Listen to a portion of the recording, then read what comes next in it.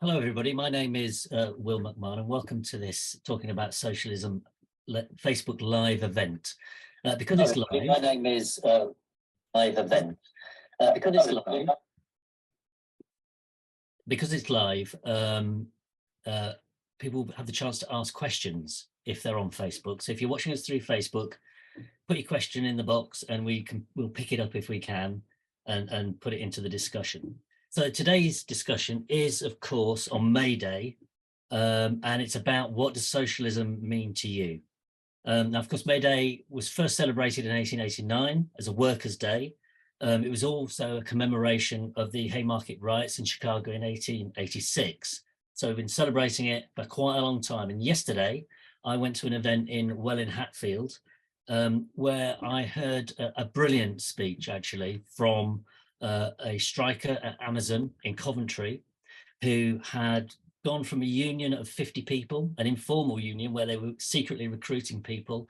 Over a 6 or 7 month period, they now have unionized over 700 members. It was an incredible talk. And I think what it shows is that anybody who's been saying farewell to the working class is completely wrong. And that May Day is celebrating that, about the working class being a living force. Today, we're going to have a collective discussion. We're going to have 6 3-minute introductions about what does May Day mean to you. And then following that, we'll hopefully have more discussion. I'll stick some questions in. And then just before 9 o'clock, 5 to 9, we'll finish at 9 on the dot. I'll ask Nick Wrack to come back with 5 minutes of his thoughts to wrap the event up. So with that, I'm going to start by asking the first of our 6 3-minute speakers to come in. The first is Soraya Lawrence. Over to you, Soraya. You need to unmute yourself. Okay. Okay, well, hello, comrades. I have to begin by saying I got the wrong topic, so I failed already. I thought it was, what does socialism mean to you? So, Did I not say that? No, you said May Day. What does May Day mean to you? That's my mistake. Go ahead. Oh, well, phew, that's a relief. I suppose May Day is an expression of solidarity. And I think that when you talk to people about socialism and about having another world, a different world, and people say, oh, human nature, actually, I think May Day, solidarity of workers, the whole struggle that there's been to build the unions and workers' parties shows that, in fact, human nature is what sort of form of society we have that conditions us, and we still manage to break out of that. And we see the sacrifices that people make, not just for themselves and their families, but for their fellow workers, and society as a whole shows actually that workers are extremely generous.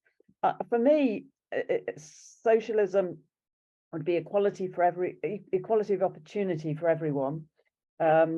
Anything would be possible. The choice that we just don't have, an end of exploitation of people, of the planet, of suffering, no hunger, no wars, and indeed a completely different world. Because I believe the way we would consider ourselves and others would be completely different. At the moment, it's all hinged on surviving and being able to feed ourselves and clothe ourselves and our families.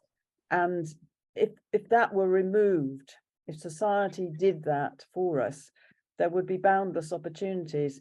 Our lives wouldn't be limited by the need to eke out a living and to survive. And we'd be able to develop science, technology, again, boundless opportunities, because it wouldn't be limited by the needs of capitalism.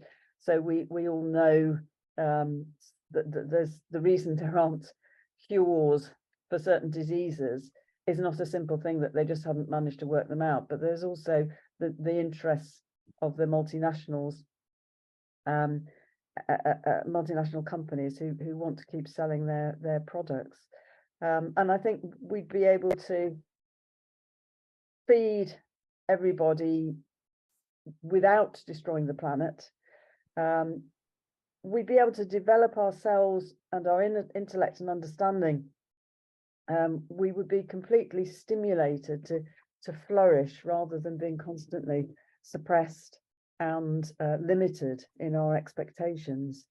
And as I said at the beginning, I haven't actually been timing myself, but I'll finish with this. I think what we see of what the working class have done, have sacrificed, and have achieved over hundreds of years, it just gives a glimpse of what would be possible if there weren't the restraints of capitalism in this capitalist society. Thanks. That was almost bang on, Soraya. Thank you very much. And sorry for the curveball at the start. Gary, what does socialism mean to you? Thanks, Will. Okay, so I'll try a little bit of a personal story about how I came to be a socialist. So back in the early 80s, I saw myself as something that I would have characterized as a Marxist anarchist, and sustained that for a number of years through the 80s, including right through the miners' strike. And it's interesting, actually, I think that the vision that I had, that anarchists have of the world that they would like to live in is actually the same as what communists have a vision of. And actually, as Marxists, we often focus on how morality is a bourgeois construct and there's no such thing as morality. But actually underpinning Marxist thinking and driving communists forward is actually a very ethical view of the right way to live, what it is to be human, and how humans can realize their potential. And that's what I want to touch on a bit. So Marx had a vision for society that was not just about everybody being equal. Actually, it was not just about living in a world of plenty, although it was that definitely about living in a world of plenty. He had no concept of the need for being abstemious or denying ourselves the good things of life. But actually, it was about a society in which all humans can realize their potential, because he felt that it is the essence to be human is to interact with the world and its resources, that's our labor, to produce value, things that are valuable to us. That's the use that we create. And that includes all aspects of civilization, not just food and cars and tools, but it includes poetry, it includes music, and all aspects of civilization.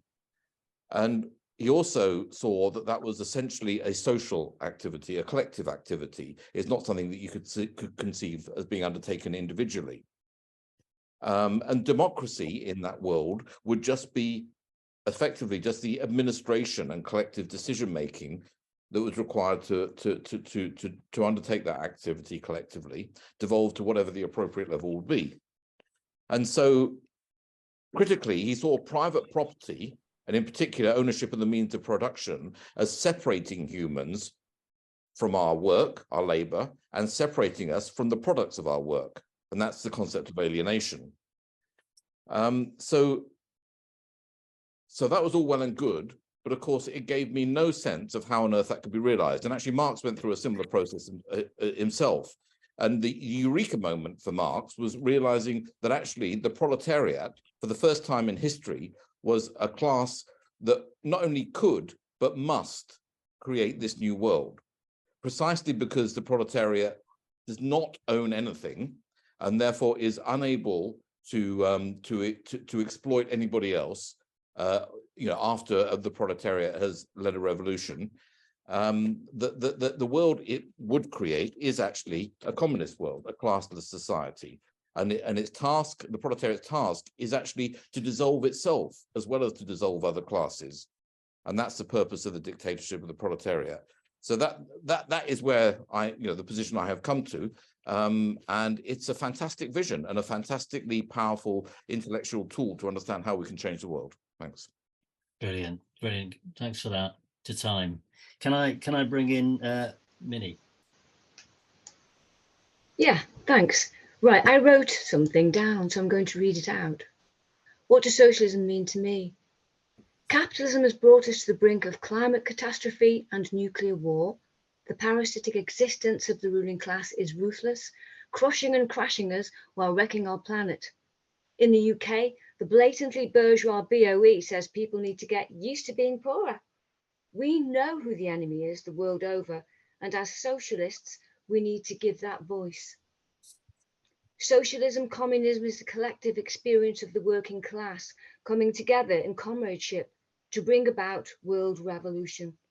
Socialism has to be a forensic investigation of how and what capital's oppressive value system is, and to work out what we can do to end it. We learn together, and the best ideas capture light.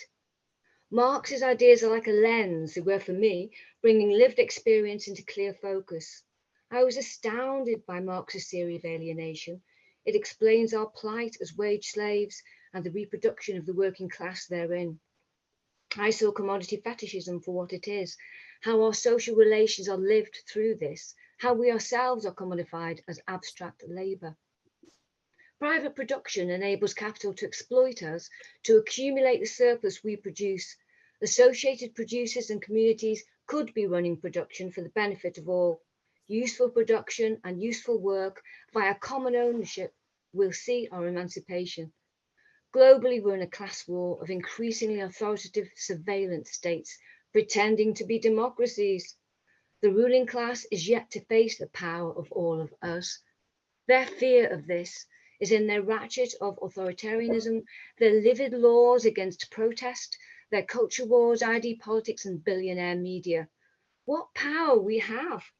Socialists oppose the ruling class's constant wars. A people's militia, free speech, free education, homes, health and safety for all, down with finance capital. Unions are undermined by crony bureaucracies. Capital is a hall of ghastly gatekeepers.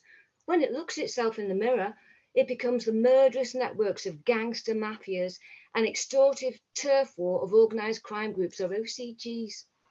We need a socialist party that will attract the masses to socialist programme, to deepen democracy, abolish private ownership, a party that throws away thronyism.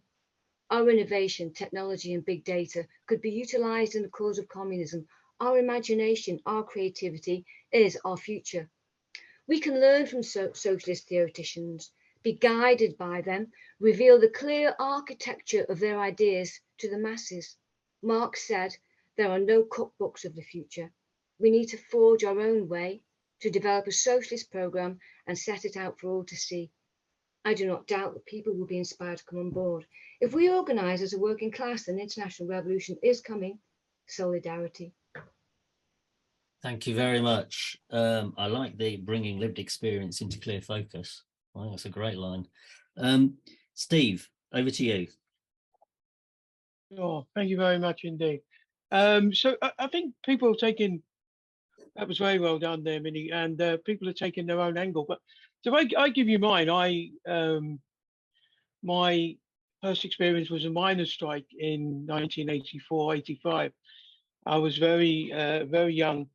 But just a laugh here. One of the first meetings I went to, they were talking about epochs, and they'd only just had Return of the Jedi out. And I was wondering why they were talking about Ewoks, but I got it in the end that it was an epoch, not an Ewok. But anyway, that's just an aside. But I think for me, it really the treasure trove for me, and the real sort of, because we sometimes sit here, don't we, and we wonder how have we managed to maintain ourselves from the 80s until now, and that has to be based on something, because at the moment we're seeing so many on the left dip into frustration, despair, despondency, leave, call for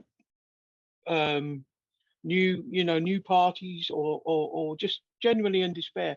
And I think only if you have a program of socialism, only if you have a full understanding of what socialism means to you and its potential, like Gary has mentioned, like Minnie has mentioned, Soraya, can you really understand that? But for me, it goes a little bit further in a sense, because for me, the real treasure trove is the Russian Revolution and the history of the Russian Revolution, and the understanding that is the first demonstration in human history of the real potential of the working class.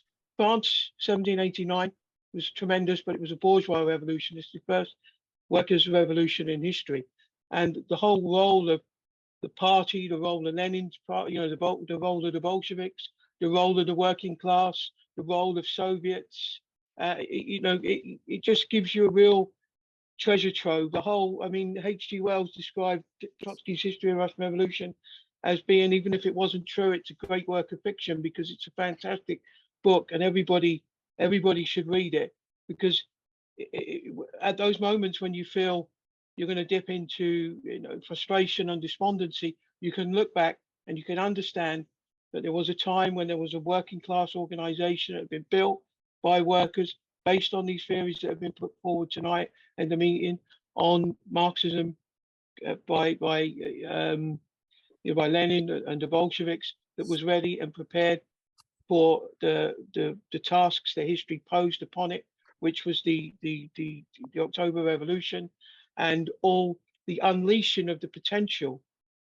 That's another 5 discussions about what happened next, but the unleashing of the potential that Minnie, Soraya and Gary have spoken about can only come through that. And I think really for me, what does socialism mean? It means the potential of what was ushered in by the Russian Revolution, and the role of the party in that Russian Revolution, and the role of the Soviets, and the role of the working class, and the role of leadership. I mean, Trotsky describes it as class, party, and leadership, and I think we really need to look at that as a treasure trove.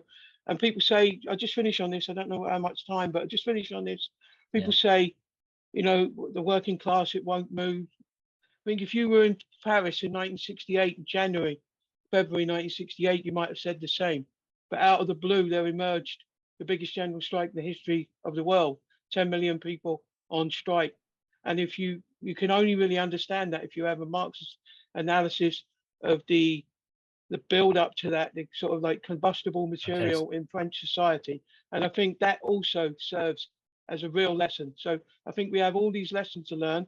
I think these discussions are going to be absolutely fabulous. But for me, the history of the Russian Revolution really sums up the role of class, party and leadership. So thank you very much. All right, over to Neil. Okay, what socialism means to me essentially is change. It's massive structural change. If we're talking about workers' control and direct democracy, that's what we're talking about.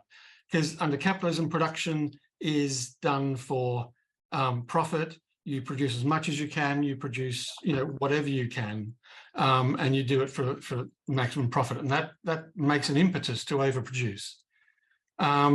If we're producing for need, you know, for production for need, that's 3 words which contain the seed of an idea that completely changes the structure of society, of the economy and everything. Because if you're going to produce as much as you need and only what you need and to satisfy need, you don't need to overproduce. If you're in control of your production, why produce 24/7 for every week of the year if you could produce what you need in 6 months? So you're going to have massive social changes in terms of what jobs mean, how people relate to each other, what they do outside of that, what tasks and work needs to take a whole year, and what tasks and work can be done in a shorter period. And it's not, you know, under capitalism, not everybody's employed. It overproduces massively, and yet not everybody's employed. So under socialism, there's also another need, not just for production, but a need for participation, and a need for people to feel useful and fulfilled and to be able to contribute to society.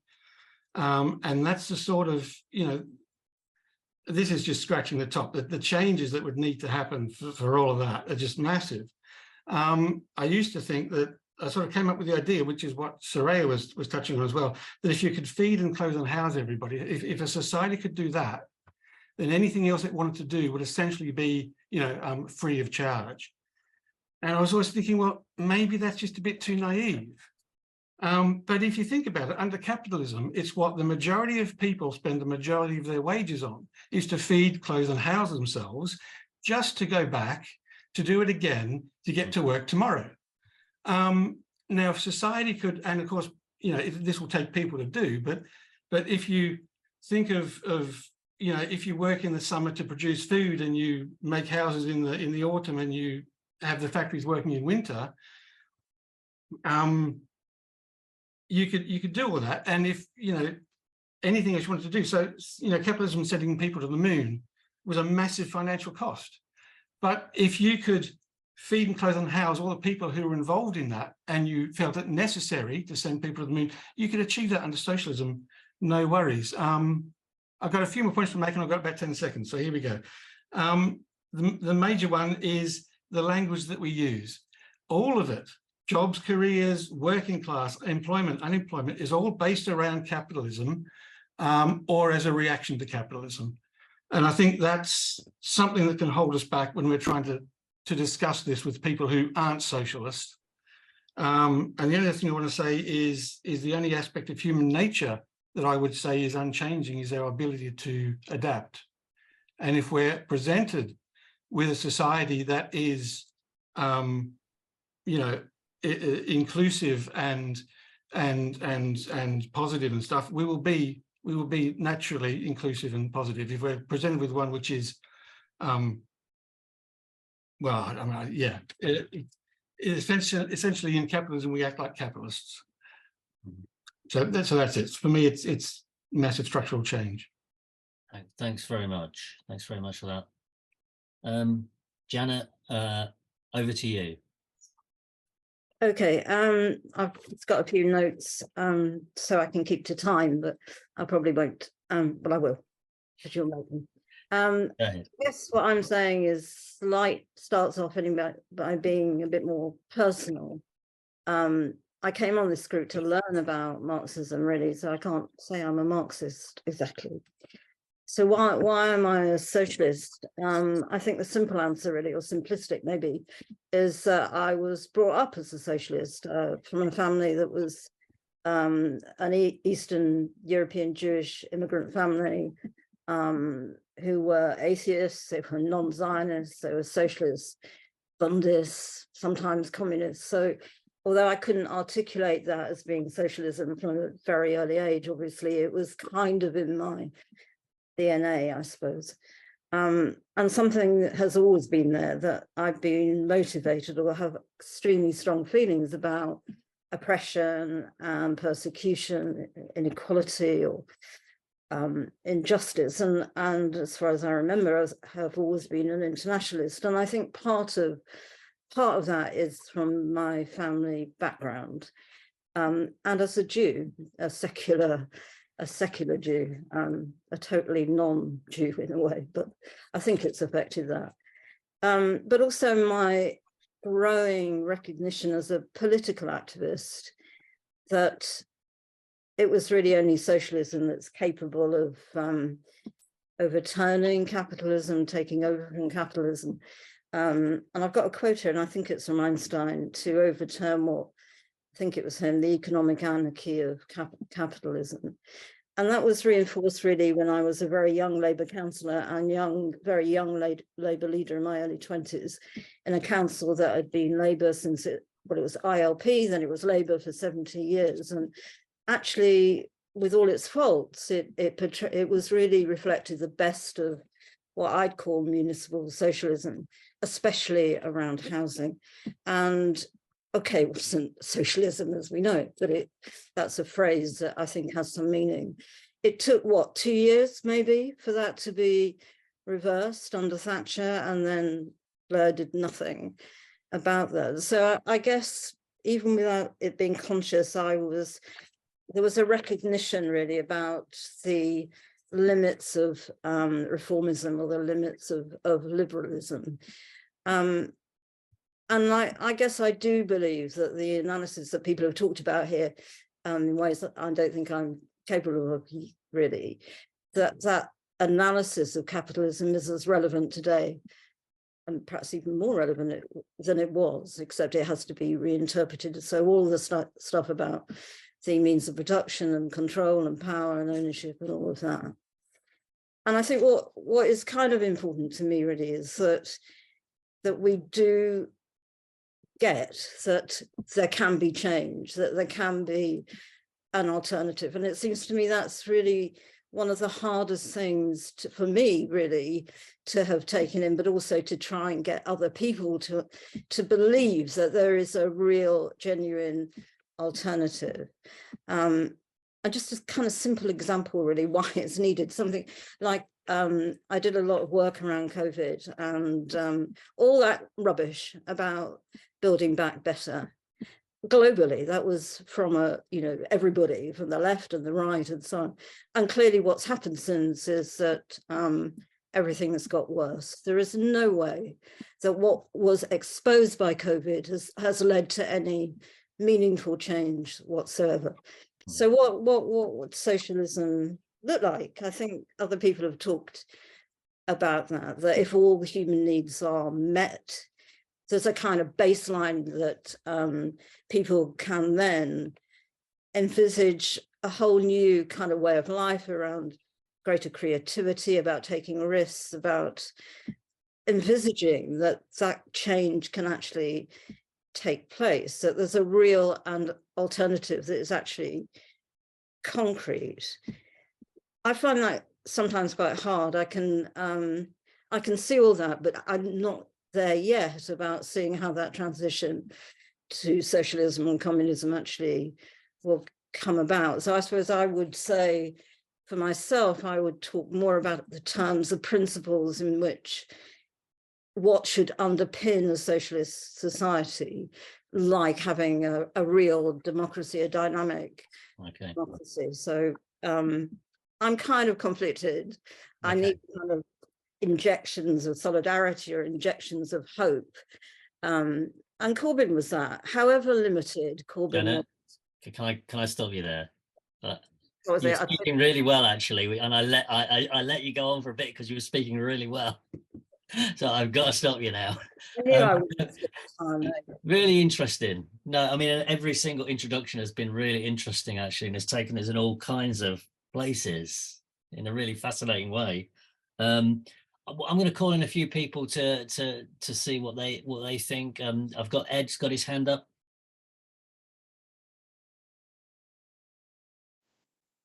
Yeah, can everyone hear me? I can hear you. Great. So I think one thing I wanted to talk about in terms of what socialism means to me is freedom, and it's a term obviously that's highly contested, and I think it's absolutely crucial that we as socialists think about how we lay claim to it and reclaim it from the ruling class, who use it as a bludgeon against our movement. And they insist that what we have right now is freedom. And if we are to consider an alternative to the current system, especially a socialist alternative, then we'll lose this wonderful freedom that we all apparently have. Marx wrote a document in his later years, and he was talking about socialism in general and what it means.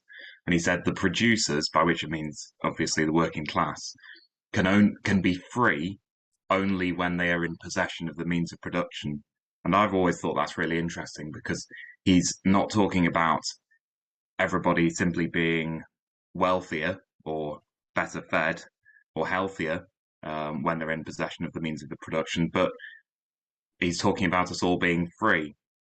And I think that's incredibly important. And I always relate it to a period in my own life and the sort of brief experience in my own life when I was in between jobs. I had to take a job in Birmingham, and through connections that I had, political connections really, I ended up living in a housing co-op.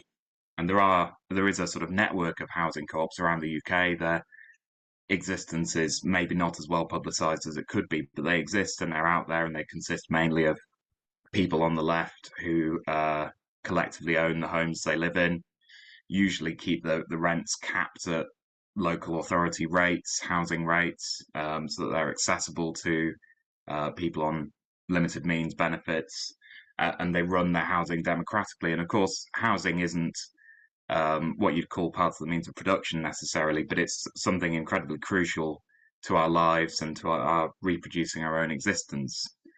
And that experience for me, when I lived in that house for only 6, 7, 8 months, it really felt like freedom in a tangible way, only in one aspect of my life, but a really crucial aspect in that I didn't have to worry about a landlord who was going to act irrationally, refuse to do repairs.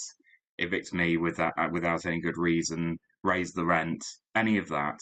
There was one aspect of my life which previously had been characterized by exploitation, where all of a sudden I felt like I could breathe.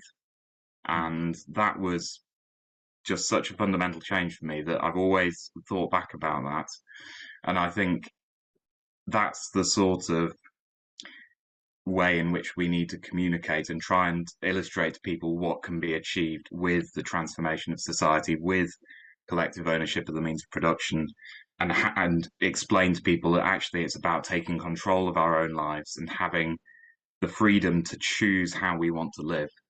And so I think that is really the main point of what it's all about for me. Okay, that's really interesting. I think that Gary has just made a comment. He said, I would definitely see housing as a part of the means of production. It's part of the means of production of labour itself under capitalism. And that's kind of where I am. Matt, over to you.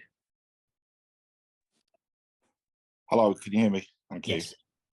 I just wanted to pick, I think a couple of people, 2 or 3 people possibly mentioned the question of human nature and what the society we live in means in relation to that, and how changeable it is.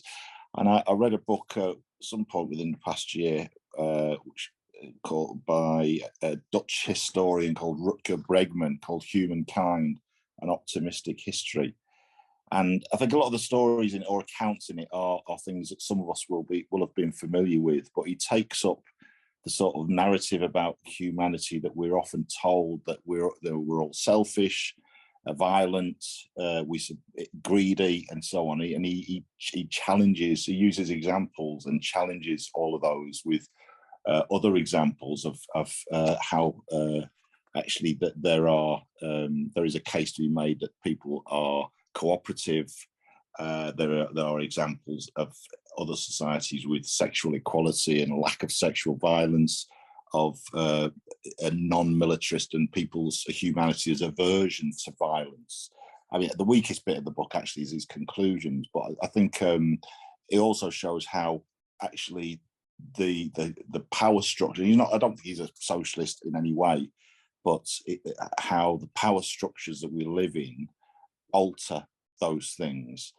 And I think it's one of the things that is always thrown at socialists: human nature means that a different world is impossible. And actually there's a whole host of evidence from books like that, from archaeologists, from anthropologists, actually in different formations, people can behave and have behaved and do behave very differently from how we do in the society that we're all thrown into. And I think that's something that's, frankly, it's not even on the agenda of most political discussion. We end up discussing mediocrity in the Labour Party and the trade unions often, and actually we can set our sights much, much higher. And I think that's what's missing in a lot of political debate today. But what did inspire the early generations of socialists and Marx himself and the people who followed him. Really interesting. Matt, could you put the title of that book into the chat? Will do. That'd be really good. I mean, I've read from a different angle a guy called Richard Wilkinson, The Impact of Inequality, which kind of demonstrates that inequality is really harmful to people and produces kind of behaviors that you don't really want to see, like exploitation. And Wilkinson, in his conclusion, is very weak as well. And I think there's a story of people spotting the problem but not being able to find their way to the solution. Who else would like to come in?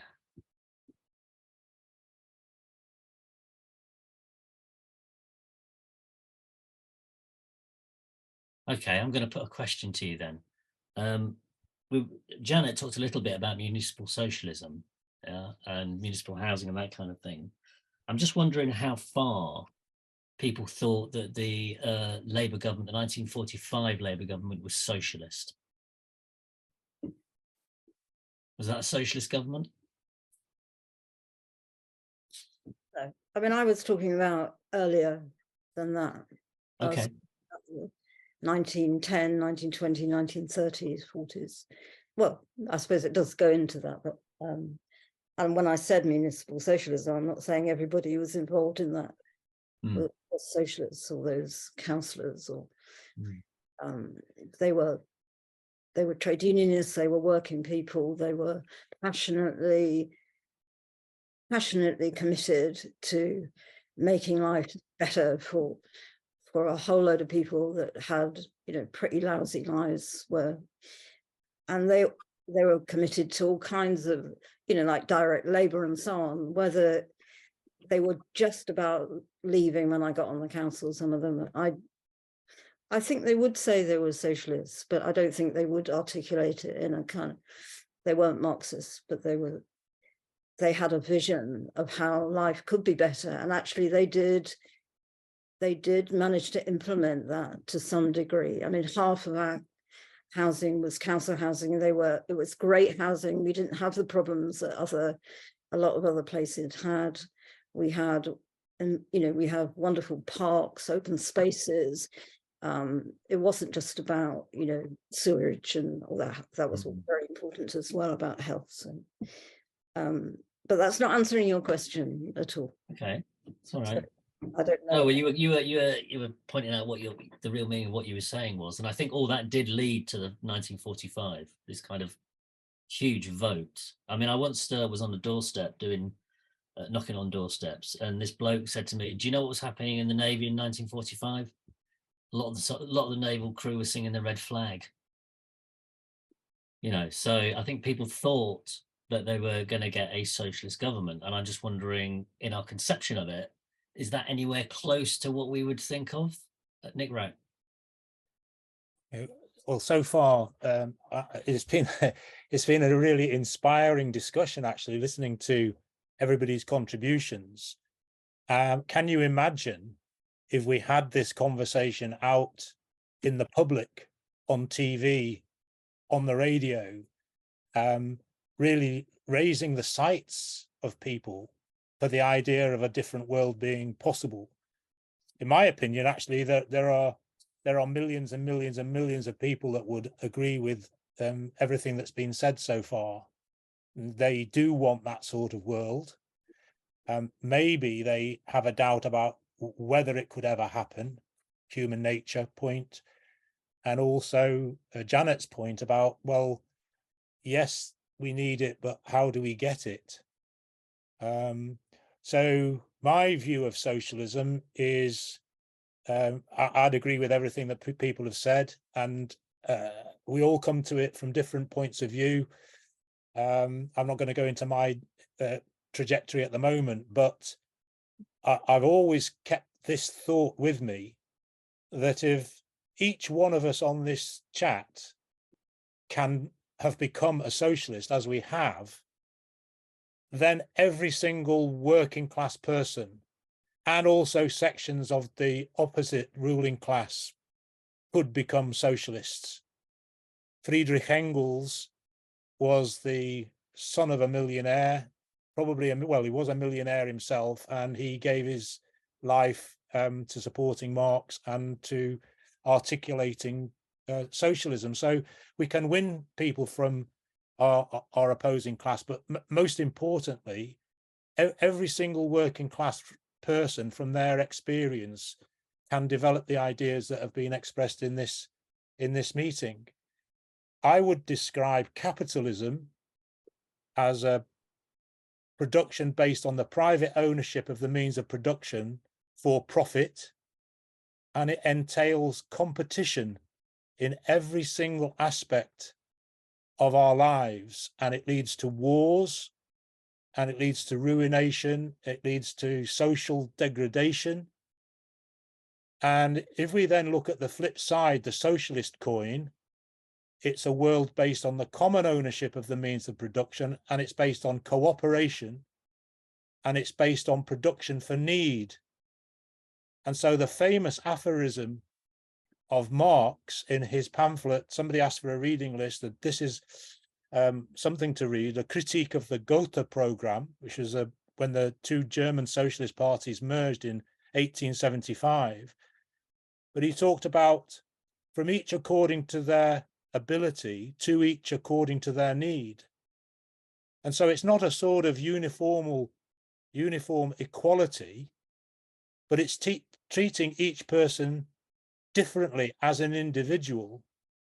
And you can immediately see, if you look at a family or a collective, everybody plays a different role according to what they can contribute.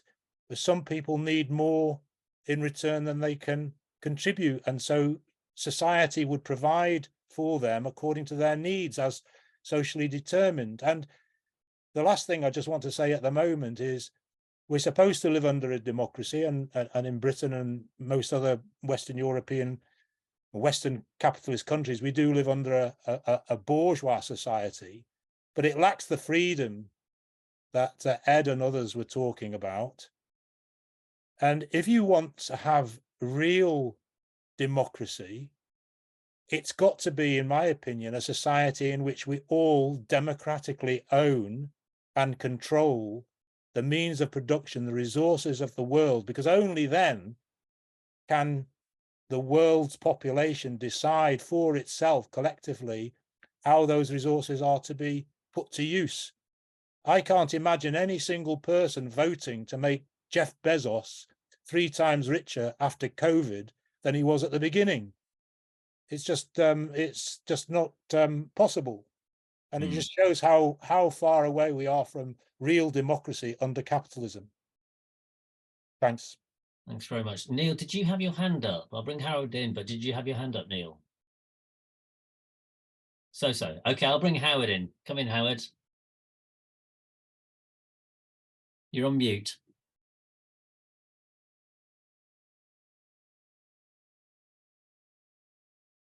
Yeah, still on mute, Howard. While Howard's working out his mute, and Greenslade said this is, I think, talking about the public discussion that Nick just raised, said this is something very important, in my opinion, to apply a huge shift in public perception. Public debate and discussion needs to be more public and more open. Over to you, Howard. You've unmuted yourself. Right, thanks. Just on this issue of the Labour Party, was it socialist? I'm glad you raised that. I think you're probably not neutral on the question. But I'm sort of involved in some of these online socialist groups like Socialist Unity Movement and a lot of them, right? Well, they're overwhelmingly die-hard Labour Party, even though most of them have been expelled and so on. And they firmly think that the Attlee government was exceedingly socialist. And I keep putting the argument in there when it just gets raised that the Labour government then didn't do the maximum for the working class. They did the minimum. They did the minimum to prevent mass revolution. And these diehards, they think that the Labour Party was the only, Britain was the only country in the world, in Europe, that actually, created national health services. There was some nationalisation, expansion of social services. It's wrong. There were coalition parties with like bourgeois parties in France or Italy, Germany, that instituted like their own versions of the NHS. So you didn't need Labour to do it. Like the Communist Party in France after the war, rather than generating and expand class consciousness, they reduced everything to national chauvinism and said, dig for France. So you had health services and all the rest of it implemented by like bourgeois parties. Well, that was clearly a counter-revolutionary policy. They didn't, none of these, like Labour, didn't do the maximum. It did the minimum that it could actually get away with to prevent revolution. With the British colonial empire, Labour were every bit as bad as the Tories at sort of oppressing colonial peoples, whether it was India or East Africa or wherever. They would beat people to death, whatever. There were strikes in the military from the British military in places like Egypt, where they almost built their own Soviets, and Labour repressed it. So, I mean, the list goes on, and like Aaron Bevin never organized a single worker in his life. He was only really a propagandist, like when he was in the ILP and these things like that. His own statement about the NHS to get these doctors, suppliers on board was stuff their mouths with gold, right? Well, you can't really call that socialist. And he made damn sure that there was no workers' control or workers' supervision of production in the NHS. That was absolutely out. The bourgeoisie was totally in control of this new NHS. But this goes on and on about what, not so much what they did do, but what they didn't do. So Labour, as typical for social democracy, was actually just a holding operation for capitalism. It didn't advance the working class in terms of it taking control. They did their utmost to prevent it. So Labour was not some socialist government. It was a counter-revolutionary policy, what they actually exercised. It seems contradictory in that they implemented, the NHS and things like that, but that was done for the purposes of the minimum, not the maximum. So that was not any kind of socialist government. It was there to prevent workers taking power. Thanks, Howard. Thanks for that. Yeah. Any more thoughts on that? Or is there agreement or disagreement with that?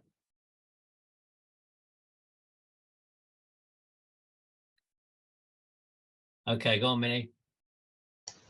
Yeah, I would say, had that been a truly socialist government, kind of socialist government that, the socialism that we're looking to have, then it would have developed. It didn't develop. I don't think much was done about democracy, any changes. It was probably still, was it a 5-year, 4-year vote then?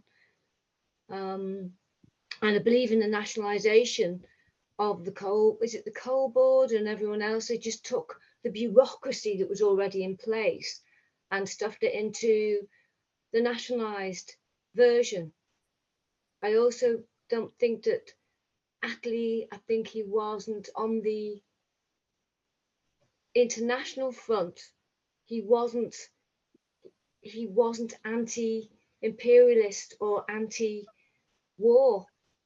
As Gary put in the chat, he sent the troops in to break strikes, and I've heard a story, something about, didn't he send, there was a barge somewhere that they were going to blow up because workers were refusing to offload.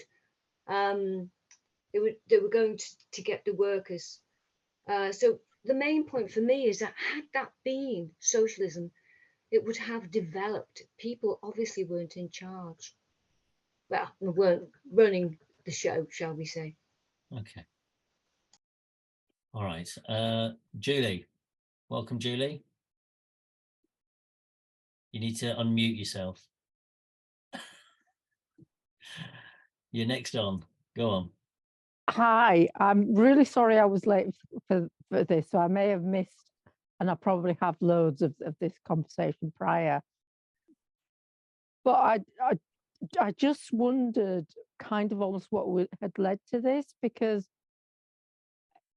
I don't understand where anybody's coming from discussing whether the Labour Party a socialist government in 45, because obviously they weren't, because obviously the Labour Party was never set up for that. It was set up to be a social democracy within an elected democracy, and it was always managed by capitalism. So it was never going to be anything other. So anything it did was going to be managing capitalism in the interests of the working class, which I think it did, because I'm not negating the huge step forwards the creation of the NHS, other things were, because they were. People lived longer. People lived. That's a pretty bloody big thing. It may not have meant we were in power over things, but it meant we actually stayed alive longer, so we could do more. So I suppose it gave us opportunity to actually look around a bit longer and see what else there was. And I think it gave us the opportunity to hopefully think there's a bit more to life than the social democracy of the Labour Party, which I have since first time I was here, have left in well, anyway, I've left. Finally, I've made my mind up. Oh, anyway, I'm sorry. Yes, I've probably missed all this entire discussion, and I've come in at the totally back end of it all, and I'm thinking, why were they talking about this? Because it's so bloody obvious. Everybody knows this, and I've probably missed absolutely everything, and I do apologise for this. No, not at all. I mean, I could say that somebody had made a long contribution stating that it was, but they didn't. I put the question just to try and test out what people thought, and I think So it's your fault. Yeah, it was my fault. Yeah, Okay. I'm gonna put another question now, which is at the other end of the scale, and it was so we could put these. I was thinking putting these two questions really. Was the Soviet Union socialist at any point?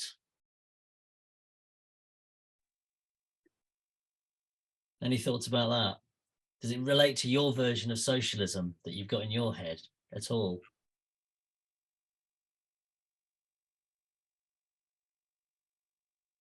Okay, Neil, and then Julie. Neil? Okay, I would say no, and the reason for that is because if you look at its collapse, if the workers were in control and if it was direct democracy, then you wouldn't have had the ease with which the industries were moved over into the private sector and turned into oligarchies and all that sort of stuff. The structures of the Soviet Union pretty much replicated the structures of a capitalist society. So if you're talking about socialism in terms of workers' control and direct control of the means of production and direct democracy, then you'd have to say no, Yeah. it wasn't. Okay, Julie, another I'm bite on of the the cherry Zoom on that? call now. I shall be with you in a moment. Oh, sorry. Julie, you got your hand up. Yes, I know I have. Sorry, my daughter was trying to distract me. I think yes and no. I think for a while there, yes, it was, because a lot of what was enacted in the freedoms gained for women, freedoms gained for men and women, sexual freedoms, they were moving the right way. Everything was. But I think there's a reason that things need to be moved, that we cannot have socialism in one country. There's a reason why it's as difficult, as impossible as it is. And there's a reason why it's a battle that cannot be won. And I didn't want to go into a great deal of depth. I did want to say I think there was a time, yes, when it was moving in the right direction. But I think that got waylaid. And yeah, that no doubt was because there were problems in the first place. But the fact that it happened, the fact that they did start moving in the right direction, meant that they were doing something right. I'm just not sure what it was and what exactly went wrong. Over to you. Thanks for that. Over to you, Gary. Thanks. So, I mean, the Soviet Union was not one thing. It went through almost, the 3/4 of a century of history and change.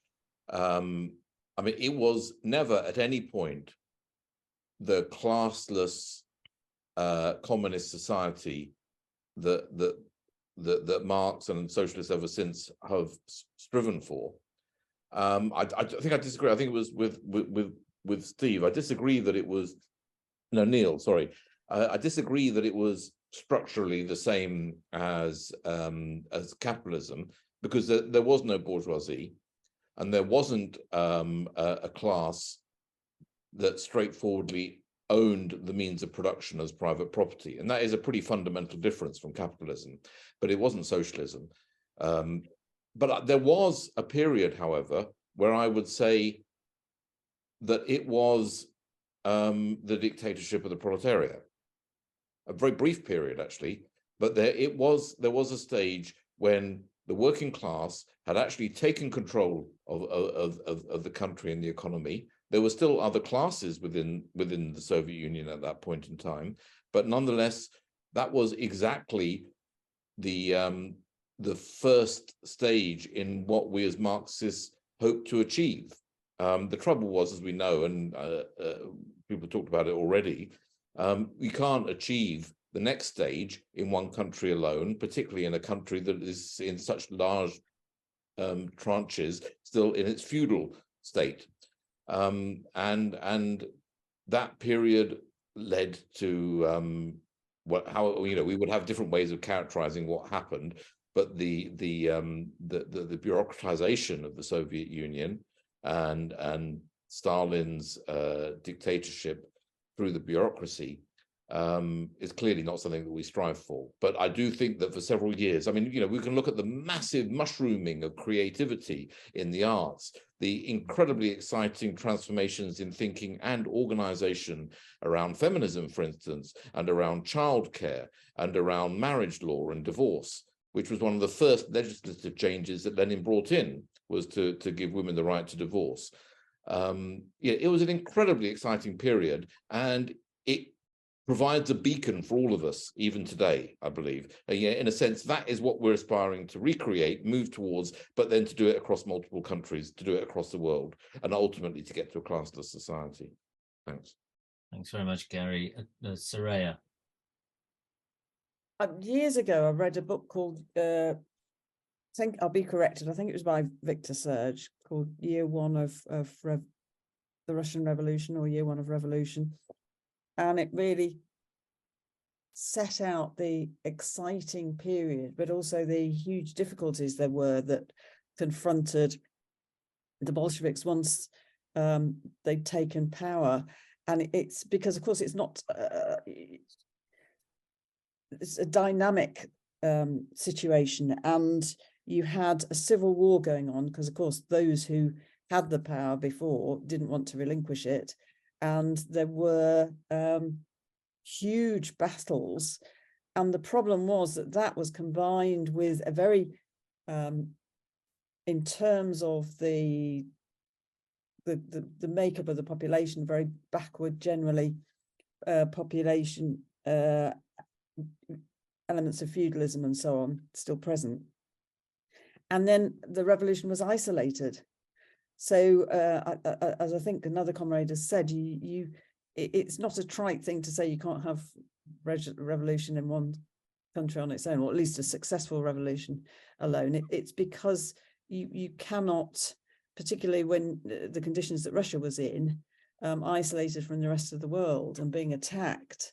So I think the aspirations were there. I don't think, as Gary said, I agree with what Gary said. I think it's the aspirations were there, but it can't be accompanied without other revolutions in other countries, so that you aren't completely at the and of course the outside capitalism contributed arms and so forth to try and defeat the revolution, and that's why you had it's very simplistic to say, and that's why you had the degeneration, but in shorthand form I say that.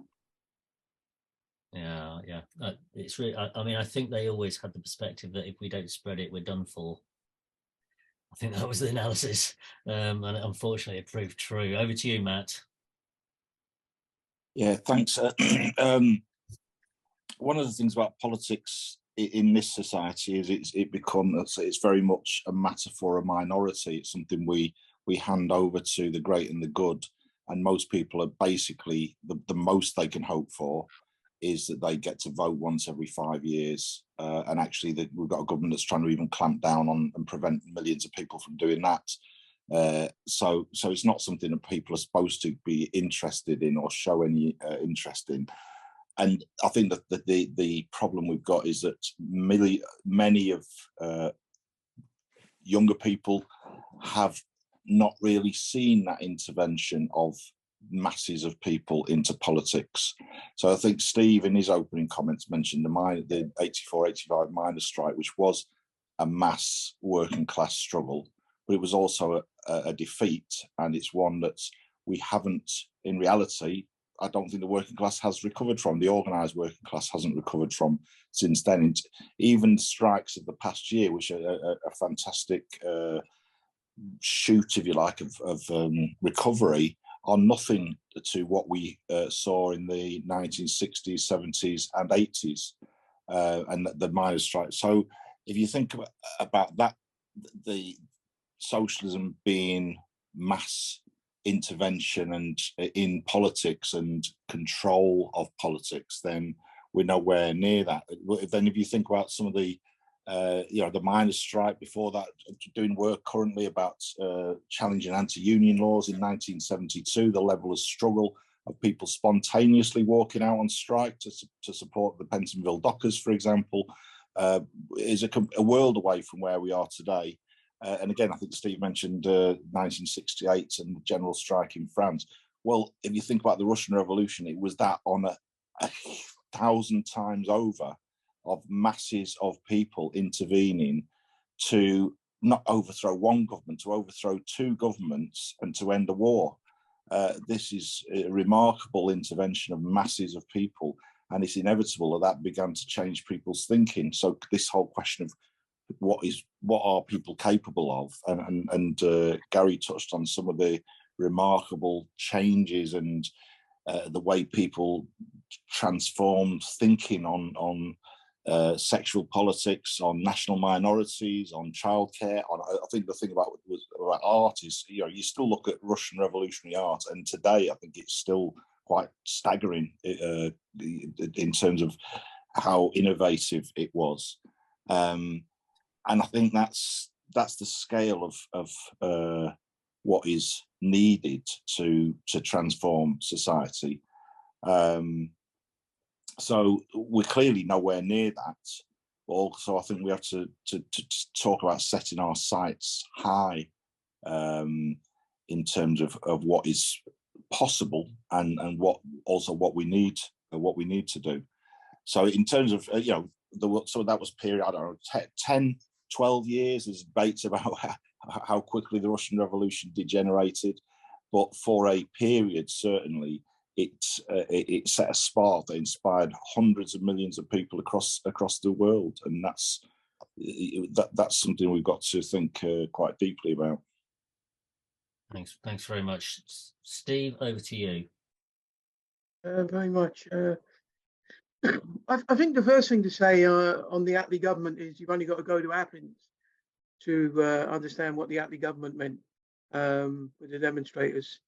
But that's a different question. I think the one you posed, Will, about the Soviet Union. A lot of the comrades have spoken on the democracy aspects and everything else. But I think certainly Trotsky tries to do this as well.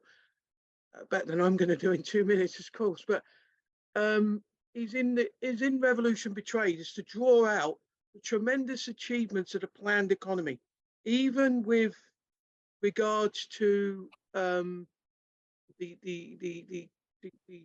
betraying of the revolution, the shackling of democracy, the purge, the beginning of the purges in the 1920s against obviously Trotsky and the left opposition, and then and obviously the beginning of movements internationally to stop other we look at China in the 1920s, etc. But the vast potential of the planned economy in the 1930s, and Trotsky makes a comparison with the capitalist world economy facing its stagnation, its devastating 1929 collapse, and compare that to, he goes painstakingly through industrial production, but also it was able to go from basically potentially a third world country, almost a third world country with a quite small working class really in proportion, to a country that was able to defeat Hitler's Third Reich army. And not regardless, but we must now learn the lessons of the lack of democracy and the attacks of Stalin's role of a Bonapartist bureaucracy. But it will always demonstrate the potential of a planned economy, and that socialism planned has a tremendous an absolutely tremendous potential, and that is always contained within the first period of that Russian Revolution. And certainly the first 2 years, following on from Soraya's excellent point, I think it is really a laboratory study in the development of democracy until things started to, that's a whole nother discussion, but it does, for me, demonstrate the potential of a planned economy and the potential of socialism. And it isn't something we as socialists should shy away from. We should tackle what went wrong, but we should also point out the potential is there and demonstrable in a planned economy. However warped or however controlled by bureaucracy it was, it is demonstrable, and it's something we should really shout out. Thank you. Okay, Ian, you've been saying a lot in the comments. Why don't you put a voice to it, if you can? Hello. Yes, good evening, comrade. Sorry, I was trying to prepare. I was trying to do two things at once, trying to prepare a talk for tomorrow as well as listen. A couple of things. I would argue that among the most important controls of the working class in the last 100 years has been Stalinism and social democracy. If we think of the 1945 Labour government, let's think of the NHS. I started working for the NHS in 1979 and joined the Labour Party in 1982 during the health workers dispute, when, quite frankly, there were more postal workers and railway workers and miners on strike than there were nurses. The Royal College of Nursing sold everybody out. But leaving that aside, what was the NHS? It was the nationalisation and rationalisation of existing poor law, voluntary and private institutions. Effectively, it had already come into being during the First World War, because with the vast numbers of wounded soldiers, there had to be a measure of state control. And that's the point, it's state control, it's not the workers' control of even the NHS. And if you can't have socialism in one country, you're not going to have in one little sector of the economy. As regards the USSR, well, what proletariat was left by 1920? The Soviet Union was effectively defeated. Now, the usual story is that, if only the Germans had won. But I think, I think the greatest compliment we can pay to Lenin is to be his critic. In left-wing communism and infantile disorder, I really don't think Lenin fully understood just how bad the German Social Democratic Party was, and just how bad the Labour Party was. None of these social democratic parties have ever been anything except implacably hostile to socialism. The Labour Party has never really been a socialist party, notwithstanding Clause 4, which even that, when you look at it, to secure for the workers by hand or brain. So the idea that Parliament would bring that about, well, that's completely at odds with anything Marx would have put forward. Attlee, let's just remember, here's the man who was almost directly responsible for the Vietnam War. Mountbatten rearmed the Japanese army under Attlee's leadership so that the French could get their colonies back. Attlee was also the man who effectively took Britain into the Korean War. Attlee's ex-Old Etonian military crossholder from the First World War, no more intention of bringing about socialism than flying to the moon.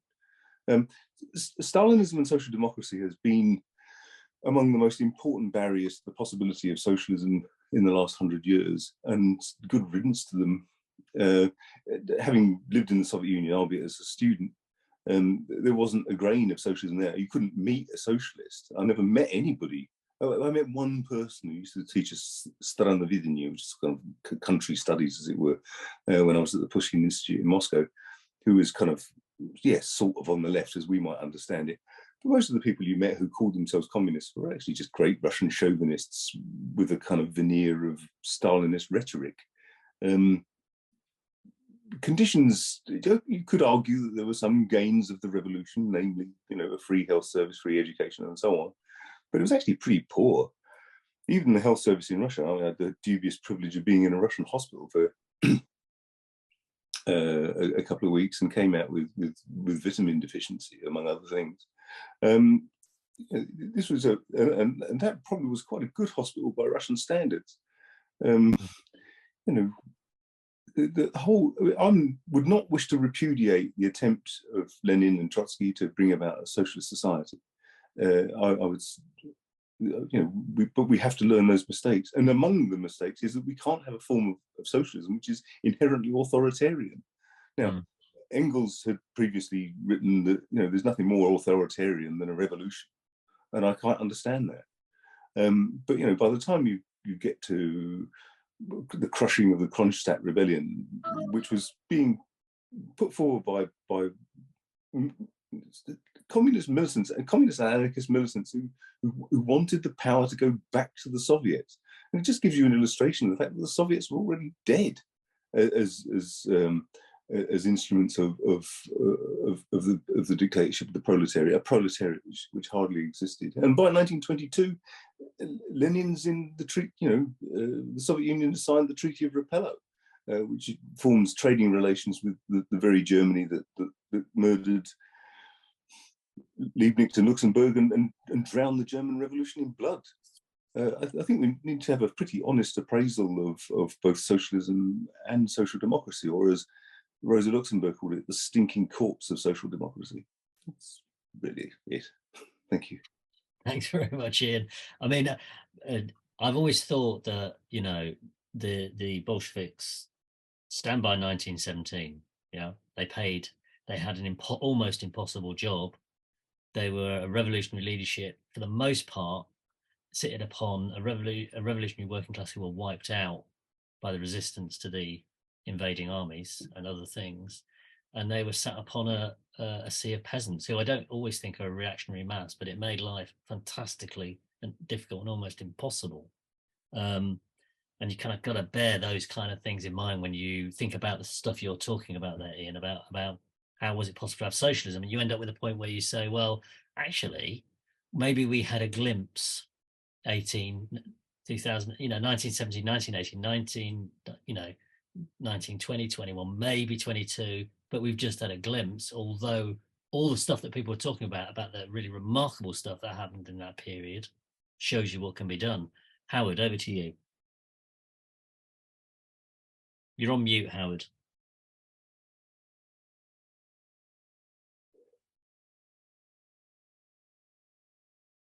Okay, you're still on mute. I'm going to have to bring somebody else in, unless you can find your... Okay, you just got there in time, Howard. Well done. All right.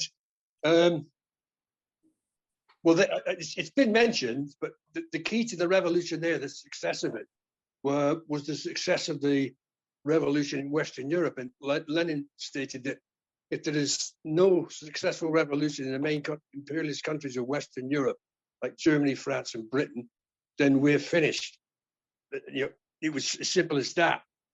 Then you have this issue that's been stated that the proletariat got largely wiped out in the Civil War. I think Trotsky put a figure on it that only about 5% of the population were urban proletariat at the time of the revolution. And if you get, that's preciously low already, but if half or more get wiped out, things are going to be pretty difficult. I think that, I lived in Eastern Europe for 10 years, from 1990 to 2001. And it was clear that the bureaucracy restored capitalism and that the upper layers transformed themselves into a new ruling class. Well, I live in the Czech Republic. Well, Trotsky says this in The Revolution Portrayed and in his writings in 39 and 40, specifically that if there's no political revolution or successful political revolution despite uprisings, then eventually, because of its nature, the bureaucracy will restore capitalism and the upper layers will transform themselves into a new ruling class. And that's precisely what's happening in all these degenerated worker states. Workers had no power. The Soviets were shut down. Some of the points that have been made about the great sort of cultural advances that were made possible in the first few years, for example, the legalization of homosexuality, as they put it. Well, the Stalinist bureaucracy overturned that in 1937. So they're actually reinforcing the bourgeois nuclear family. But they could only do that halfway because it was still this degenerated worker state, and you needed all this workforce. So they had a large amount of socialized care for children so that women could work. Yet you never had, at the same time, you had this enforcement of male domination. So there was contradictory things there. But I think the thing that if we build a party and we call it revolutionary, we have to be clear on what the Soviet Union was, because one of the main things that damaged the so-called Trotskyist movement from the late 40s onwards was this very issue. Was it a deformed worker state or a degenerated worker state? Well, I, for example, would say very clearly it was a degenerated worker state and not a deformed worker state. Because the point on this is that Lenin, in was it 21, he classified it as a deformed workers or a worker state with certain deformations.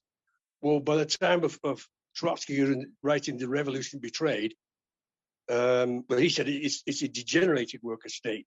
And in his view, it wasn't 1933-34 where this had arrived, but actually 1930 where it had clearly become a degenerated worker state.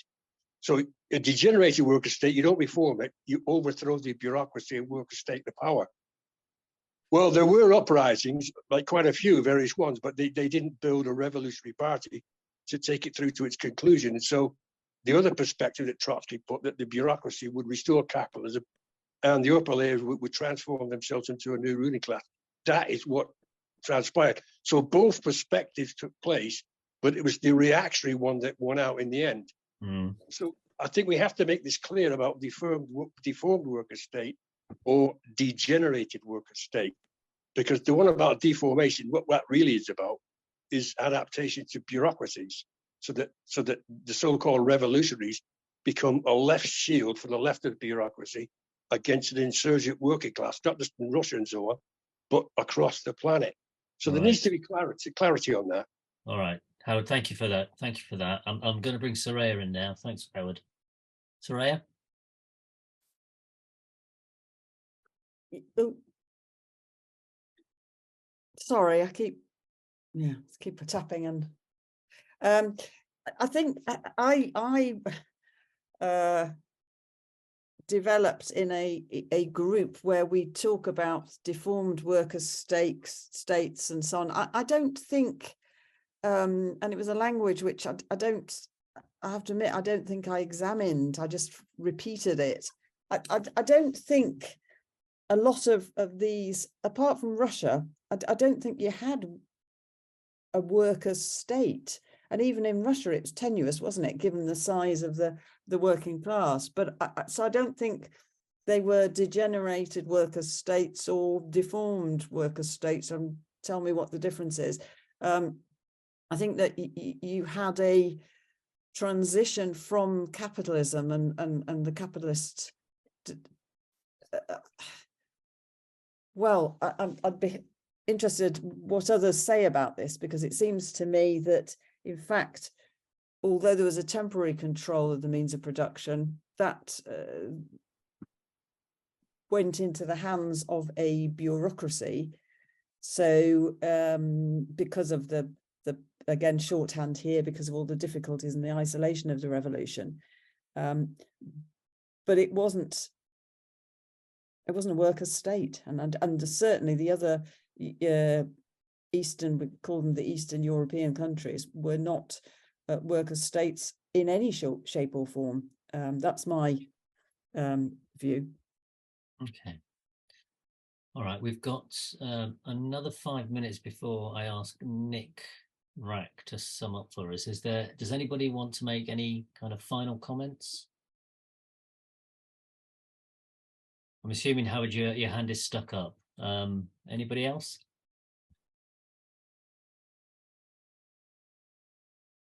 All right then. Okay. So what I'm going to do is I've actually said what I thought socialism was, to be honest. And I kind of there's a really interesting phrase in Capital somewhere where they talk about, Marx talks about the dull compulsion of economic reality. and the absolute people are forced to work because of the dull compulsion of economic reality. And for me, that means quite a lot, that every day millions of people have to get out of bed. It's quite a clever system that they built there, you know, because they you know, whereas the feudalists had to, you know, occasionally feed the peasants and let them have some of the food, this lot came up with a system where they just ripped them off mercilessly and then made them pay for their social needs. And it's having a society for me that says that people don't have to wake up to that dull compulsion, and they can express themselves in lots of different ways. And we're all siloed, actually, in what we're, you know, we all have these life experiences, and from quite early on, you're kind of pushed in certain directions by capital, despite your best efforts, if you're conscious of it. And there's so many things that people have in them that remain unexpressed because of that dull compulsion of economic necessity. Getting home, totally whacked, sit down in front of the TV because you're knackered, you know, and we lose so much of humanity in that. And so it is about, for me, equality. It is about, you know, people having a mass democracy that administrates stuff basically without hierarchies. But it's also about this kind of feeling of, you know, every human being gets the opportunity to fully express what they are, both culturally and in terms of the work they want to do and in terms of the kind of relationships they want to build. And it's the polar opposite of capitalism, the absolute polar opposite of capitalism. And it kind of strikes me that it is true that, you know, we haven't seen very much of socialism, but we have seen in terms of states, but we have seen what the working class can do when it mobilizes and when it has an ideology and ideas about a different kind of society. And, you know, and I think that in the next period we are, I mean, I'm sure everybody feels this in their period, but I think certainly the environmental crisis is putting the question on the table about what kind of society we live in. And, you know, Rosa Luxemburg's statement might, well, you know, we might have to misappropriate it and say it's either socialism or ecological disaster, which is going to impact on us all to a great degree. That's kind of what, you know, at a top line level, that's what I think about it. At a bottom line level, I think I went to a comprehensive school. I lived in a council house. I had lots of stuff laid on by the state that's been taken away because the post-war gains have been taken away, but we can still have that with a different kind of society. You can have all that stuff. Nick, I'm going to hand over to you. Okay, well, thank you, Will. Thank you, comrades. It's been an absolutely fascinating, interesting, thought-provoking discussion. So the first thing I want to say is that there will be, as we continue these discussions, I hope you all come back and bring other people, there will be lots and lots of differences. And that's important, actually, because we need to discuss out the differences. Our analysis, for example, of what the Soviet Union was, it shouldn't lead us to not cooperate, collaborate, and be in the same political organization. We need to have the space to discuss and to argue and debate what exactly was the Soviet Union. Was it ever a workers' state? If so, when did it not be, and so on. And we can have different historical analyses if we share the same goal. In my opinion, the main problem in the socialist movement is that we do not have at all times the ultimate goal as our objective in our sights. And that ultimate goal is this new society. It's the overthrow of capitalism and the inauguration of a new government that's workers' rule, a working class government, which creates the basis for society to develop such that we do not have any longer an authoritarian state, that we have no classes, that we have no countries, that we have no want, that it would be a society of abundance because we would be producing for need and not for profit.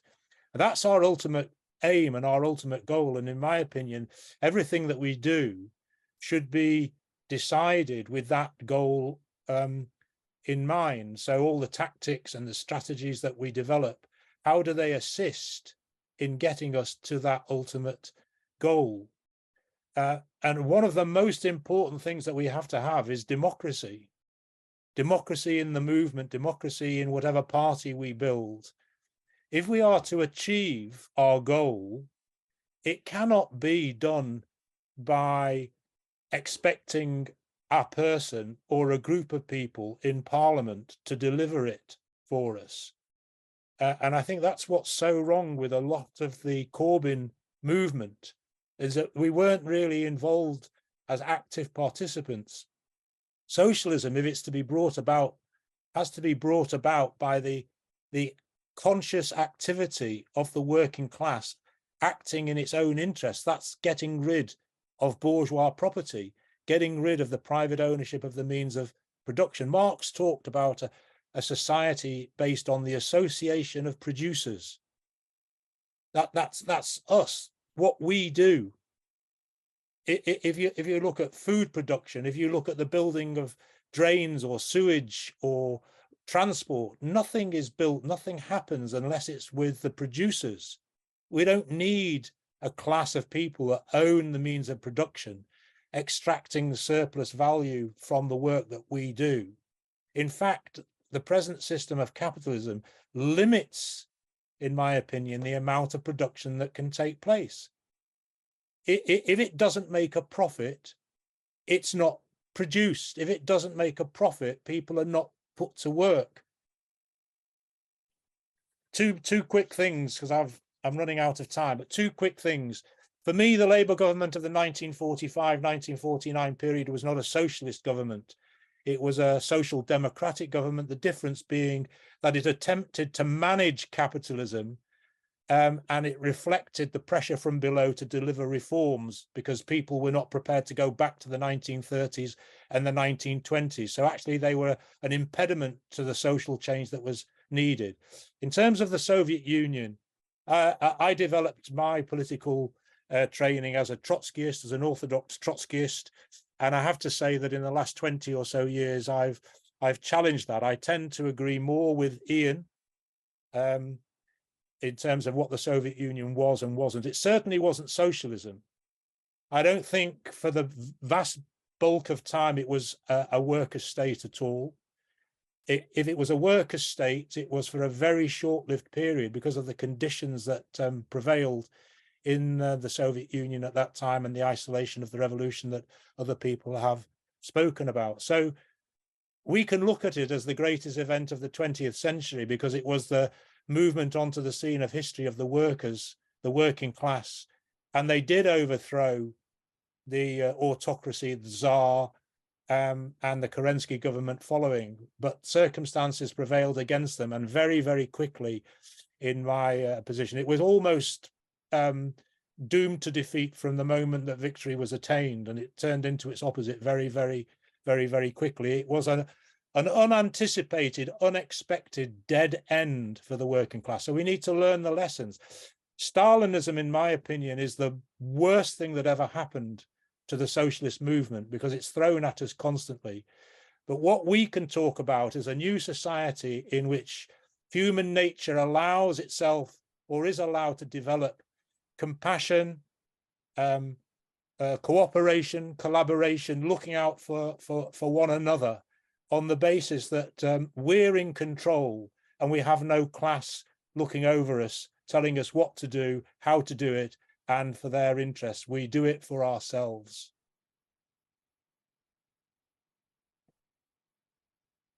You're muted. Oh yeah, sorry. Thank you very much. That was bang on. That was a great ending. And I'd like to thank everybody, people watching on Facebook, and everybody's participated in this discussion. Really, really interesting discussion. Lots to think about.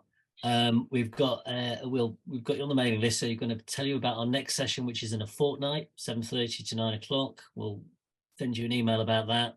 If you can send on the bulletin to other people, that would be fantastic and really helpful for helping us to communicate with people. I'd like to see you all then, and a happy May Day.